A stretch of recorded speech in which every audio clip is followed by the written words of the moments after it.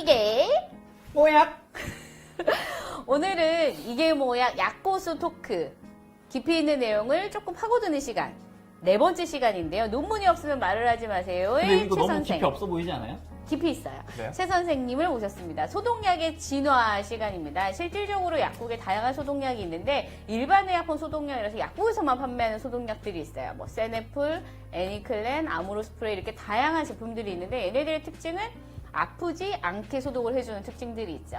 이 소독약 성분에 대한 설명을 좀 부탁드릴게요. 일단 이 앞편 동영상을 보신 분들은 아시겠지만 우리가 뭐 과산화수소나 소독약, 에탄올들은 일반적인 소독에 사용하지 않다라고 말씀드렸고 안 오늘부터 보실 분들은 봐줘요. 구독 눌러주세요. 구독.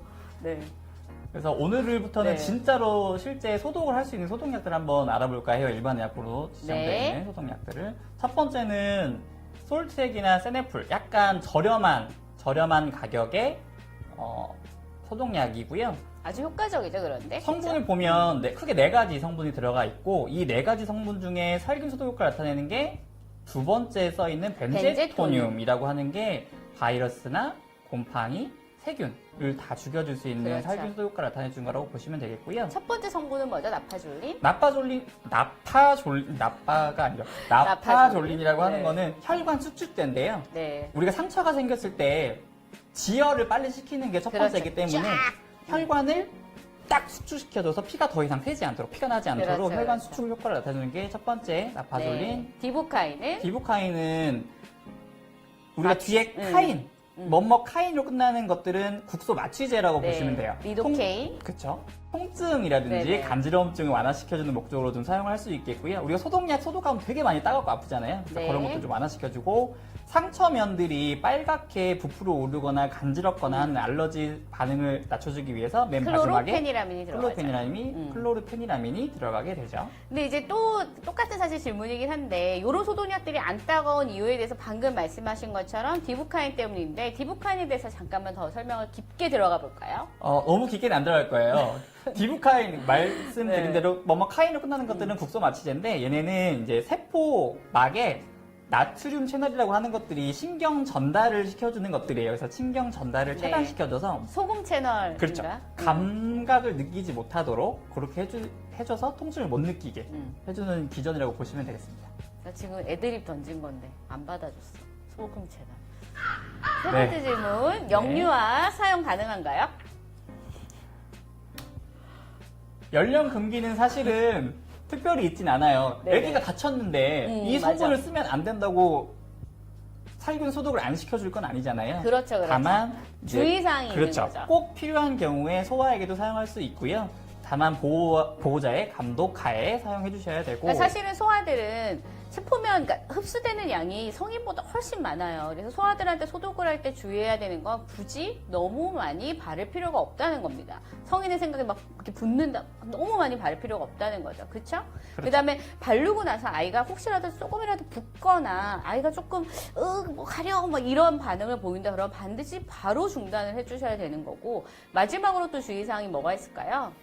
우리 이거는 포비돈 때도 이랑 얘기를 똑같아요. 했었어요. 그쵸? 넓은 상처, 깊은 상처, 화상처럼 피부가 많이 약해졌을 때는 여기 들어가 있는 성분들이 살균 소독효과를 나타냄에도 불구하고 너무 많은 양이 들어가면 특히나 우리 혈관 수축제들은 전신으로 흡수됐을 때 몸 안에 있는 다른 혈관까지 수축시켜버리면 안 그렇죠. 되잖아요. 그래서 너무 넓은 상처에 과량 사용하지 않도록 주의하셔서 일반적인 작은 상처에 사용하시는 걸로 생각해 주시면 되겠습니다. 여기서 잠깐 첨언을 하면 우리가 흔히 의약품 남용이라는 말을 막 의약품을 막 자기가 의도를 가지고 막 많이 먹고 이런 것만 생각하시는 분들이 있는데 실질적으로 가정에서 많이 하는 남용은 뭐냐면 방금 말씀하신 것처럼 막 다쳤는데 너무 놀란 거예요. 그래서 아이 상처가 있는데 거기다 막 소독약을 붓는다거나 사실 이런 것들이 더 의약품 남용 부작용으로 이어지는 경우가 많아서 이런 주의사항을 여러 번 반복해서 설명을 좀 드리고 있습니다.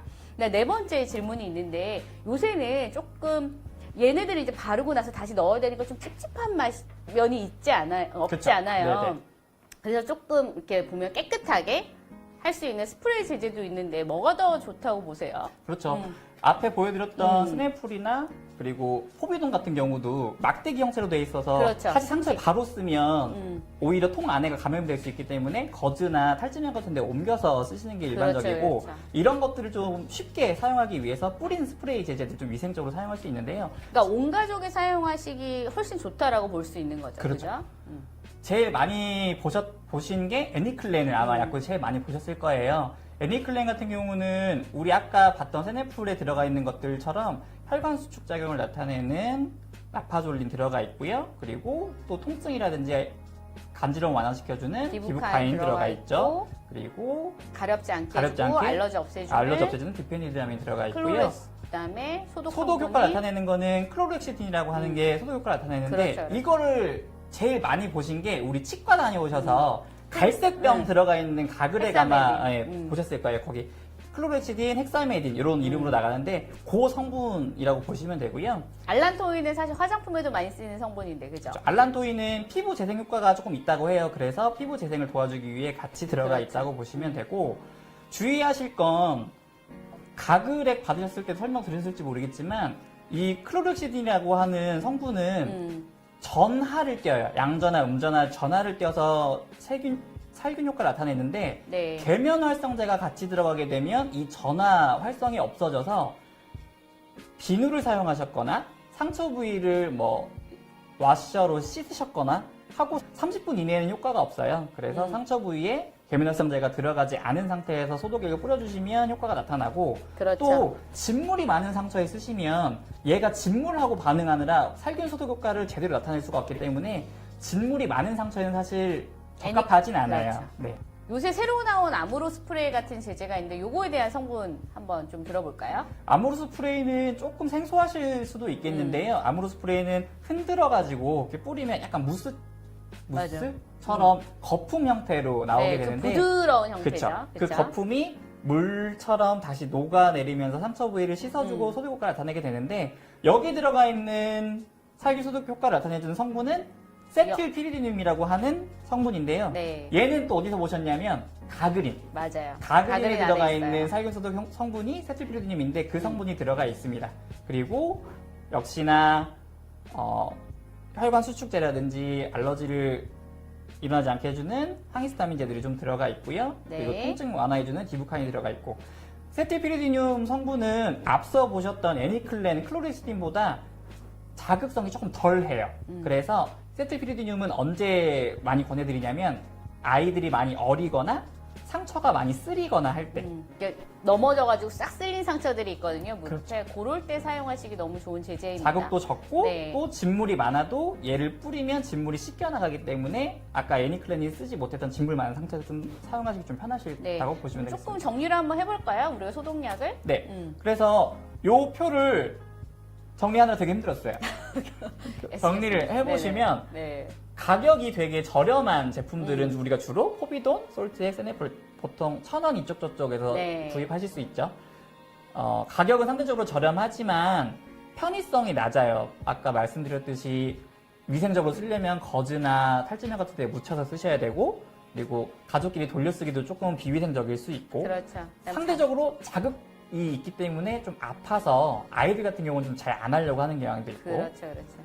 그 대비해서 애니클렌이나 아모르스프레이는 사용하기도 편하고 위생적이고 자극성도 덜 하지만 다만 가격이 좀 높고 조금 더 높다. 원래 그렇죠 사실. 근데 하여튼 약은 계속해서 여러 가지 피드백을 통해서 좀 더 발전적으로 발전하는 것 같습니다.